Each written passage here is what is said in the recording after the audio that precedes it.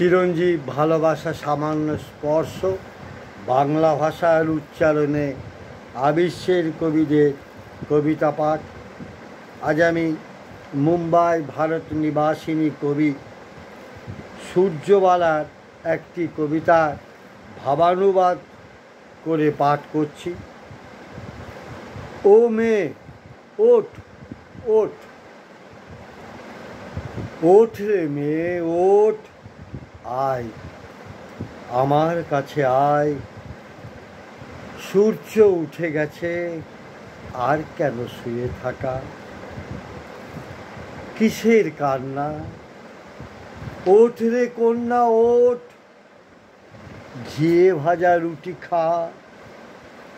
আয় আমার কোলে আয়, পিচকারিতে রং ভরে নে, আওয়াজ তোল জোরে। লাফা ঝাপা ঘরে, ভেতর বারান্দা বাহির বারান্দা, কাঁদুক আর্তস্বরে। সেচের খেতেও নেচে নেচে আয়, শ্মশানে মশানে পাসনে ভয়। সবখানে লেখ তোরই শুধু জয়ের পর জয়।